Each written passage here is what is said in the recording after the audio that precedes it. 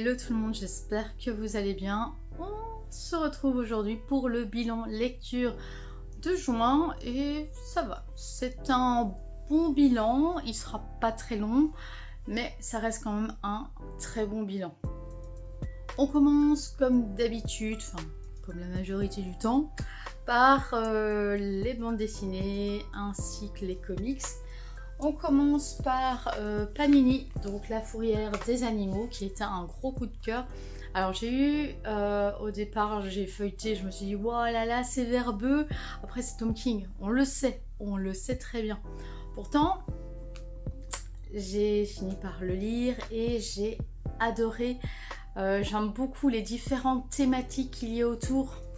Donc ça va parler de démocratie, de liberté, d'égalité, enfin tous des thèmes super intéressants et vraiment c'est un comics que je vais travailler avec mes élèves, ça c'est certain. Je vais sûrement prendre quelques planches et apporter une certaine réflexion dessus. On continue avec Urban Resurrection Man.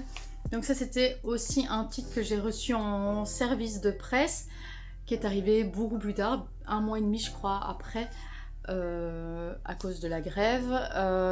J'ai apprécié, mais c'est très très compliqué comme récit, c'est très métaphysique et vraiment je m'attendais à autre chose. Moi qui aime tout ce qui est origin story sur les personnages, voilà, je m'attendais plus à quelque chose comme ça. Et oui, j'ai appris des choses, mais voilà. Visuellement, c'est magnifique. J'essaie de vous montrer une page qui ne... Voilà, c'est très très beau, mais très complexe. Voilà. Après, encore une fois, il y a des choses qui peuvent se travailler, des planches qui peuvent se travailler. Il y a certaines planches que j'ai pris en photo pour me rappeler que je pouvais les travailler en classe pour mon cours de philo. Donc voilà, intéressant mais complexe. On continue avec Delcourt, déception. Voilà. Beaucoup de retours positifs sur les réseaux, mais pour ma part, gros flop. Donc, ok, on est dans l'action. Mais il m'a manqué quelque chose. Je pense que narrativement parlant, j'aime pas du tout. Voilà. C'est la manière dont l'histoire est racontée me plaît pas. Et j'ai vraiment eu des difficultés à me mettre dedans. Et à comprendre le but de tout ça. Alors oui, je le comprends. Une fois posé, je le comprends, mais c'est trop manichéen pour ma part. Voilà. Chez Dupuis maintenant, j'ai vraiment beaucoup aimé avec un coup de cœur visuel. C'est Maison Croix-Croix, qui va parler d'un jeune homme qui vient de perdre son travail et qui se pose beaucoup de questions sur son avenir. Donc il va partir dans une quête de soi. C'est très intéressant, voilà. Comme je l'ai déjà dit sur les réseaux, j'ai fait un burn-out. Donc c'est un titre qui me parle, qui apporte énormément de réflexion et qui vous dit au final que peu importe l'âge que vous avez, voilà, il est possible de recommencer. Alors oui, on sait très bien la difficulté de retrouver un travail, surtout à l'heure actuelle, avec les demandes.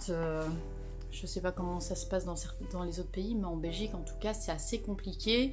On regarde souvent l'âge de la personne, on regarde ses diplômes, et quand par exemple on a trop de diplômes, c'est aussi très compliqué de trouver un job. Donc voilà, ce récit était très bien, avec beaucoup de symbolique, avec de la réflexion, enfin j'ai beaucoup aimé. Voilà, donc ça je vous le conseille. Et alors chez Ankama, un gros coup de cœur aussi, c'est Loin de la mer. Magnifique, j'ai été transportée par le récit, très émue parce que l'auteur voulait faire passer que le temps passe et que il faut vivre en fait. C'est très très beau. J'ai adoré. Que dire de plus? Lisez-le, voilà, parce que vraiment, vous allez vraiment apprécier la lecture. Peu importe le style de lecture que vous aimez, je pense que ça peut parler à n'importe qui, quelqu'un qui a vécu un premier amour, quelqu'un qui attend, tout simplement. C'est superbe. Alors ensuite, on a toujours chez Ankama des zombies dans le rétro, vraiment un autre style ici, un autre genre. C'est bien fun, voilà, c'est bien fun.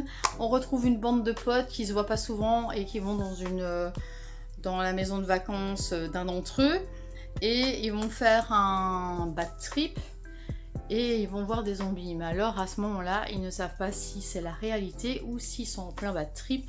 Et donc c'est vraiment très cool parce que, outre le fait que c'est humoristique, il y a quand même tout le côté mélancolique de ce qu'ils ont pu vivre avant, avec certains moments où ils se posent des questions sur leur amitié. Enfin ouais, très très très sympa pour ma part. On continue chez Dargo avec Flavor Girl. Très très très bon, d'une de mes lectures préférées de chez Dargo parce que vous avez tout le côté clin d'œil à l'animation japonaise. Donc si vous aimez tout ce qui est Sailor Moon, les Magical Girls en général, ou les batailles contre des robots, des extraterrestres et tout ça, c'est génialissime, hein. J'essaye de vous trouver une page qui fait vraiment animation japonaise parce qu'il y en a quand même des... Ouais, moi j'aime beaucoup ce style. C'est très dynamique et en même temps c'est pas cucu parce que vous avez parfois, je me souviens de certaines Magical Girls de mon enfance, c'était gnangnan pour l'adulte que je suis aujourd'hui. Même Sailor Moon que j'aime beaucoup, voilà, j'aime beaucoup Sailor Moon, j'ai toute une collection et un petit temple avec des figurines, mais l'adulte que je suis devenue, quand elle a re-regardé Sailor Moon, ça avait plus le même impact, voilà. Mais ça reste quand même quelque chose que j'aime beaucoup, malgré que j'irai plus forcément, quoi. Le seul webtoon que j'ai pour ce mois-ci, c'est Dark Moon, le tome 6, donc mon préféré après l'Olympus chez Neotoon. Ici, donc, Suwa est prisonnière et les garçons vont devoir aller la sauver. Alors oui, je sais, j'ai déjà dit ça dans le tome 5, sauf qu'ici, on se rapproche de la bataille finale et on arrive à cette fameuse bataille finale. Donc ça, c'est l'avant-dernier tome, le prochain tome arrivera très vite, je pense que c'est octobre, mais je suis plus certaine, il faudrait que je vérifie.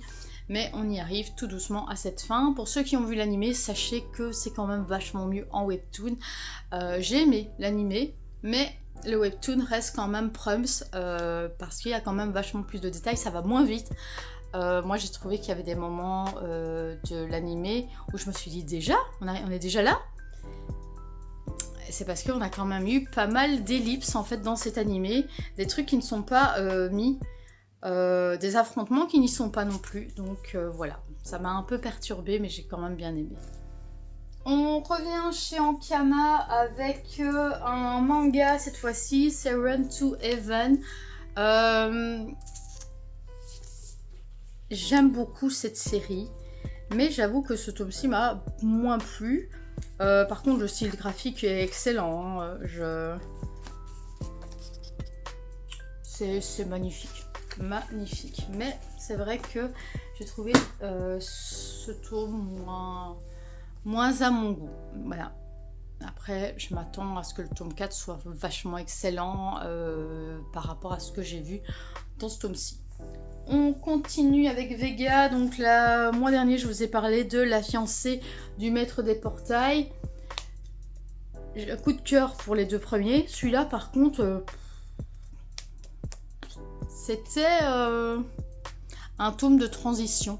un peu chiant quand même. Voilà. Ouais, c'était pas fou. C'était pas fou. Donc j'espère que le tome 4 sera mieux. Mais vraiment, déception. Chez Mehan maintenant, Seven Time Loop. Ça faisait longtemps qu'ils étaient dans ma palle. Ils en sont enfin sortis. J'essaye tout doucement de sortir des trucs de ma palle. D'acheter moins de mangas. Pour le moment, ça fonctionne. J'achète moins de trucs. Mais comme je reçois beaucoup, j'ai pas forcément de choses à sortir de ma palle. Sachez que j'ai toute la collection des City Hunter et que le tome 7 m'y attend. Donc voilà. Comme ça, vous voyez un peu les dégâts de ma palle. Ainsi que j'ai encore Princesse Saphir. J'ai des suites comme Spy Family, Bloom. Voilà. Il y a énormément de choses qui m'attendent et j'ai toujours pas eu le temps de les lire. Voilà. Toujours sympa. Voilà, je crois qu'on est déjà au tome 7 ou 8. Donc va falloir que je carbure un peu pour lire la suite et pas être trop en retard. Ensuite, nous avons toujours chez Mehan The Rick Ice Fly to the Full Moon. Un one-shot de Kazuhiro Fujita. Alors, j'avais eu une déception pour Subutei et du coup, je m'étais dit, ok, cet auteur, c'est pas pour moi. Mais j'avais lu d'autres trucs avant de cet auteur-là. Mais je m'étais dit, je crois que voilà, sa manière d'amener les événements ne me plaît pas. Mais dans ce one-shot, il va beaucoup plus vite et donc, bien entendu, chez Panini, j'ai continué, terminé 20th Century Boys et bien entendu, j'ai lu 21st. Je suis à l'endroit? Oui, je suis à l'endroit. Voilà, excellente série. Alors, je l'avais dit, je pense, dans la vidéo précédente, mais si vous lisez cette série complètement, prenez 21st parce que vous allez être vachement déçus parce qu'il n'y a pas de fin. Il y a une ellipse énorme à la fin et avec une fin, on va dire un peu... c'est toi qui décides ce qui est arrivé, quoi. En gros, c'est ça. Avec un... Non, je vais pas aller vous expliquer, mais en tout cas, pour moi, je me suis dit tout ça pour ça, j'étais très déçue. Ouais, non. Je pense que si 21st n'avait pas existé, je pense que j'aurais revendu toute la série. Voilà. Pour que je vous fasse un peu le topo. Après, si vous voulez un avis beaucoup plus fourni, donc j'en ai fait un sur Insta, avec Mindphobia d'ailleurs, mais j'ai aussi fait avec Nakama une partie de l'émission, on a fait sur Naoki Urasawa et j'ai bien sûr parlé de 20th Century Boys, on a parlé d'autres œuvres, donc si vous êtes intéressé, allez voir la vidéo de Nakama Club Manga parce que clairement on en parle quand même assez longtemps. Donc voilà, et ainsi si vous avez pas forcément d'idées lecture pour les vacances mais que vous aimez le style de Naoki Urasawa, allez jeter un œil parce qu'on parle de plusieurs séries. Je continue avec Doki Doki, là j'en ai plusieurs, je suis en train de chercher tous mes tomes. Ouais. Alors, j'ai reçu le nouveau de Boichi, The Marshall King. Eh bien, j'ai bien aimé, c'est pas vraiment ma came, les westerns, mais le côté steampunk s'ouvre énormément de choses pour ma part parce que j'aime ça. Ce qui est le mieux, je veux dire, chez Boichi, c'est quand même ses illustrations. Et rien que pour ça, j'ai envie de continuer. Et puis, je trouve que le personnage, il est assez... il a un petit côté emblématique comme ça, une aura. Et puis, il a un côté mystérieux parce qu'il t'explique un peu ses motivations. Mais en fait, tu te rends compte plus tard que ses motivations sont tout autres. Et tu ne sais pas sur quel pied danser avec le personnage principal. Et ça, vraiment, c'est quelque chose qui va m'intriguer et qui va me donner envie de continuer. J'ai aussi continué Cats and Dragon. J'aime beaucoup parce que ça parle de chat, de magie. On a un dragon. On suit plusieurs générations.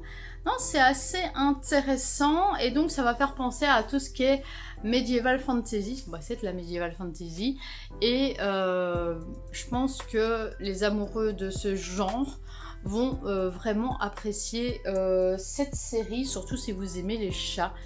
Voilà, c'est vraiment une série à suivre. J'ai continué Songe d'une nuit ombrée. Alors le tome 5 est dans ma palle, je l'ai commencé. C'est une série que j'aime beaucoup pour son côté très chill, le côté apaisant.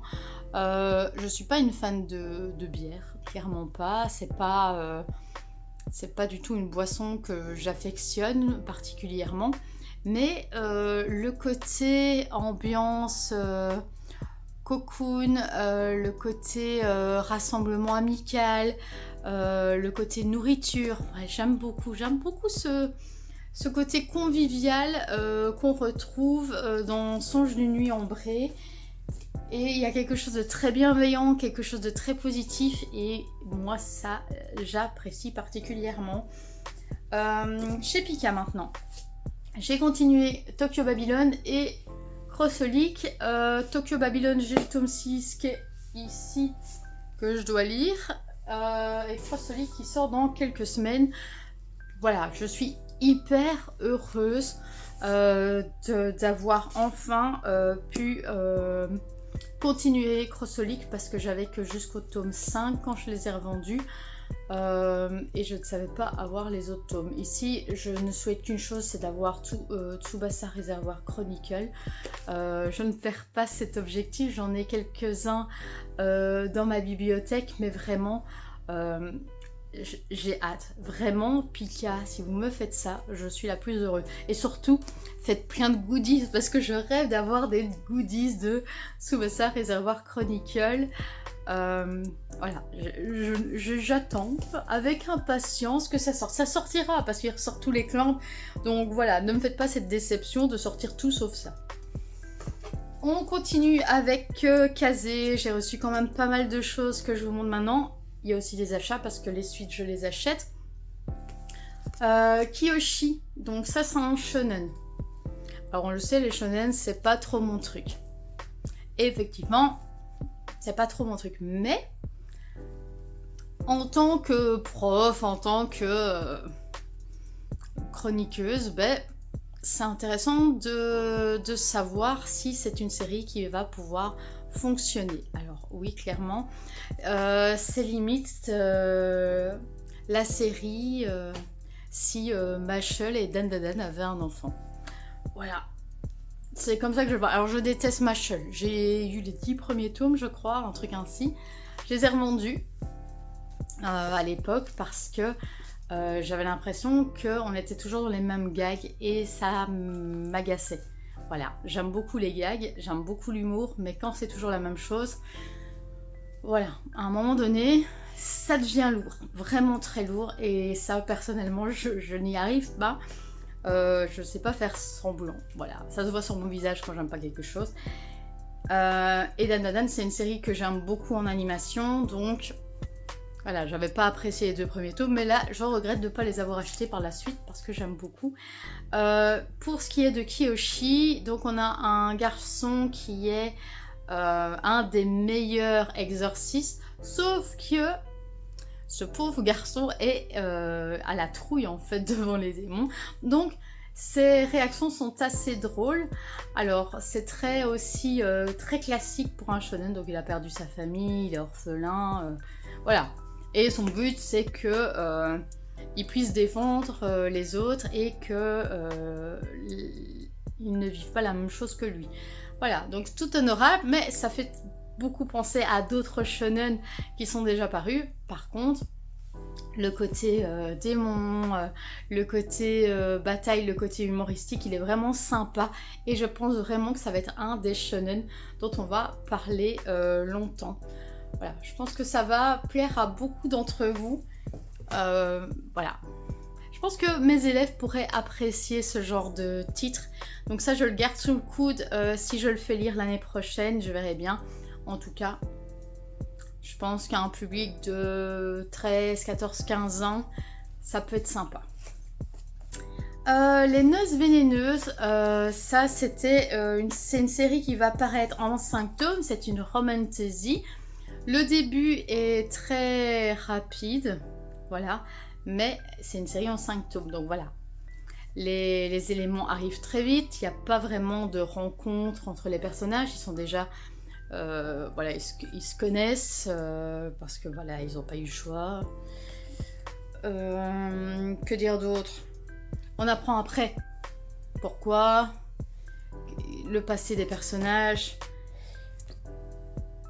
J'ai beaucoup aimé, mais j'attends de voir la suite. C'est vraiment le 2e tome qui va me dire ok, ça va être génial. Mais en tout cas, c'est très prometteur. Et puis, c'est carrément mon style de lecture, donc voilà. Everything About Imeru Kokoro, bien sympa. C'était très rigolo d'ailleurs. Le côté un peu Men in Black, le côté la gonzesse elle a plein de secrets et on découvre petit à petit d'où elle vient. Bref, c'est hyper fun, c'est hyper rafraîchissant. Bref, c'est génial, j'adore cette série. Je crois que le tome 2 est sorti, donc ça faudra que j'aille l'acheter bientôt. Mais je lis la palle de mes nouveaux achats et puis on voit.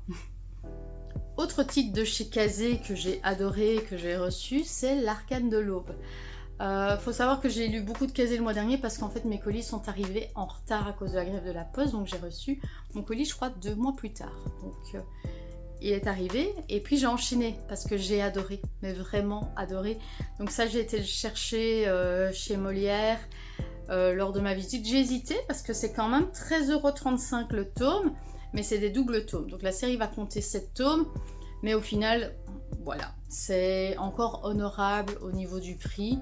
Ça reste 13 €, mais vu les pavés... Voilà, je crois que ça c'est 7 ou 8 €. Et ça va être en 4 tomes, j'ai oublié de le préciser. Donc, jeune femme qui doit se marier avec un homme d'un pays voisin. On a toute une intrigue politique qui se construit. Et donc, petit à petit, on va découvrir des éléments par rapport à Nakaba, qui est une princesse d'un pays voisin, et qui va venir avec son serviteur Loki. J'aime bien, j'aime beaucoup.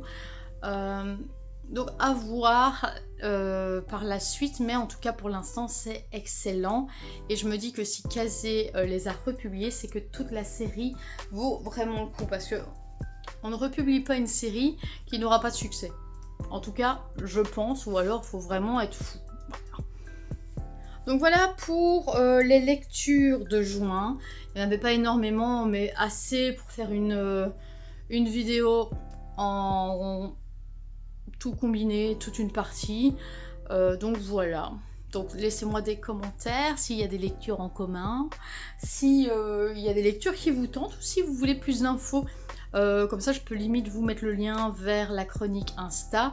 Et si elle n'y est pas encore, elle arrivera bientôt. Je vous fais des bisous. Je vous souhaite de bonnes vacances si vous êtes en vacances. Bye bye!